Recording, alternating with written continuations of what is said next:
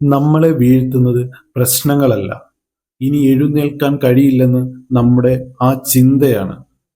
നല്ല സാഹചര്യമാണ് ഇപ്പോൾ നമ്മുടെ മുന്നിലെങ്കിൽ അത് വേണ്ടുവോളം ആസ്വദിച്ച് നമ്മൾക്ക് മുന്നോട്ട് പോകാം. അത് മറിച്ച് മോശമാണെങ്കിലോ പോരാടുക തന്നെ വേണം. ഞാൻ ഇത്രയും പറഞ്ഞത് കേട്ടിട്ട് എങ്ങും നിങ്ങൾ പോകല്ലേ. ഒരു 10 മിനിറ്റ് എൻ്റെ ചാനൽ സബ്സ്ക്രൈബ് ചെയ്തിട്ട് എന്നോടൊപ്പം എൻ്റെ കൂട്ടുകാരെ നിൽക്കണം.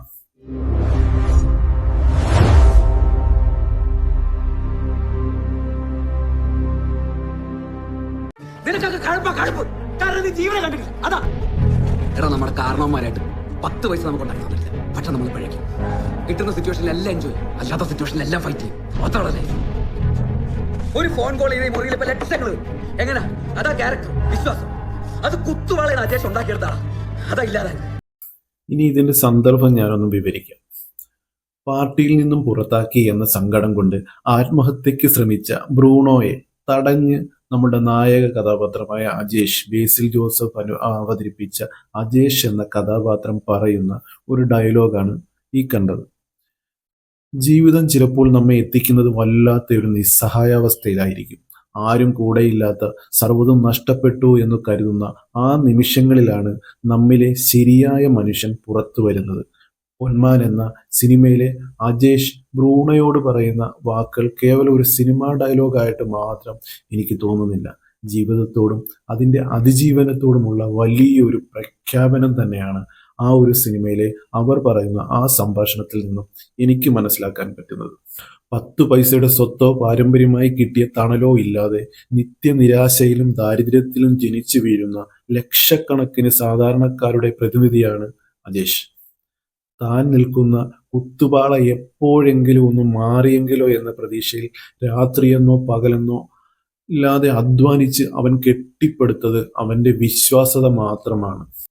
സ്വന്തം കുടുംബത്തിന് അത്താഴപ്പട്ടിണി മാറ്റാൻ തത്രപ്പെടുമ്പോഴും താൻ വിശ്വസിച്ച ജോലിയോട്, വാക്കുകളോട് അവൻ പുലർത്തിയ ആത്മാർത്ഥതയാണ് അവന്റെ സമ്പാദ്യം. എന്നാൽ ഇന്നത്തെ സമൂഹത്തിലേക്ക് നമ്മളൊന്ന് കണ്ണോടിച്ചാൽ കാണാൻ കഴിയുന്നത് എന്താണ്? അല്പം പണത്തിനോ ആഡംബരത്തിനോ താൽക്കാലിക നേട്ടങ്ങൾക്കോ വേണ്ടി നമ്മൾ പലരും എറിഞ്ഞുടയ്ക്കുന്നത് മറ്റുള്ളവർ ജീവിതകാലം മുഴുവൻ കഷ്ടപ്പെട്ട് നേടിയെടുത്ത ആ ഒരു വിശ്വാസമാണ്. അവർ അത് ഒരു നിമിഷം കൊണ്ട് തകർത്തെറിഞ്ഞിട്ട് പോകുന്ന ആ ഒരു ചില ആൾക്കാർ.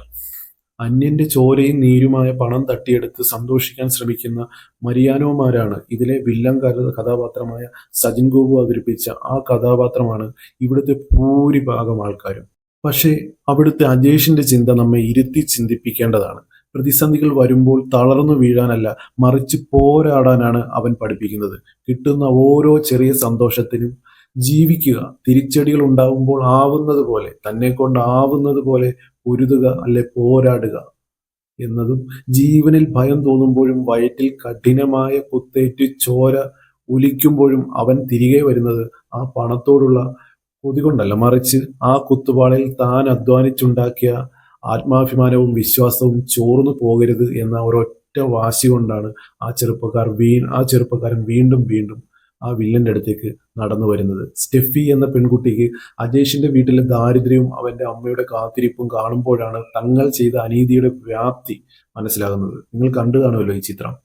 ആഡംബരത്തിന്റെ സ്വർണത്തെക്കാൾ മൂല്യം ഒരു മനുഷ്യന്റെ കണ്ണീരിനും അധ്വാനത്തിനും ഉണ്ടെന്ന് അവൾ തിരിച്ചറിയുന്നു. അവസാന രംഗത്തിൽ ആത്മബന്ധം എന്നാൽ പണവും പൊന്നുമല്ലെന്നും മനുഷ്യനെ മനുഷ്യനായി കാണുന്ന മനസ്സ് മാത്രമാണെന്നും അജേഷ് തെളിയിച്ച് നമ്മുടെ മനസ്സിലേക്ക് കൊണ്ടെത്തിച്ചിട്ടാണ് മടങ്ങിപ്പോകുന്നത്. നിനക്ക് പൊന്നിന്റെ ആവശ്യമില്ല, അതില്ലെങ്കിലും നീ വിലയുള്ളവളാണ് എന്ന് അവൻ പറയുമ്പോൾ മനുഷ്യത്വത്തിന്റെ ആഴമാണ് അവിടെ വ്യക്തമാകുന്നത്. നമ്മുടെ ജീവിതത്തിലും ഇതുപോലെ നമ്മെ ചതിക്കുന്നവരുണ്ടാകാം, നമ്മെ തള്ളിപ്പറയുന്നവരുണ്ടാകാം. അപ്പോഴൊക്കെ തളർന്നു പോകാതെ നമ്മൾ പിഴയ്ക്കും, നമ്മൾ ഇതിൽ നിന്നൊക്കെ ഉയർത്തെഴുന്നേക്കും എന്ന ആത്മവിശ്വാസത്തോടെ നിലകൊള്ളാൻ സാധിക്കണം. നമ്മൾ ആർക്കും ദ്രോഹം ചെയ്യാത്തിടത്തോളം കാലം നമ്മുടെ അധ്വാനത്തിൽ നമ്മൾ ഉണ്ടാക്കിയ ആത്മാർത്ഥത പുലർത്തുന്നോളം കാലം നമ്മെ വീഴ്ത്താൻ ഒരു ശക്തിക്കും കഴിയുകയില്ല എന്നതാണ് എൻ്റെ അഭിപ്രായം. ഈ സീനിൽ നിന്നും എനിക്ക് കണ്ടെത്താൻ കഴിഞ്ഞ ആ ചെറിയൊരു മോട്ടിവേഷൻ. എല്ലാവർക്കും എൻ്റെ ഈ വീഡിയോ ഇഷ്ടപ്പെട്ടെങ്കിൽ സബ്സ്ക്രൈബ് ചെയ്യുക, എന്നെ പ്രോത്സാഹിപ്പിക്കുക.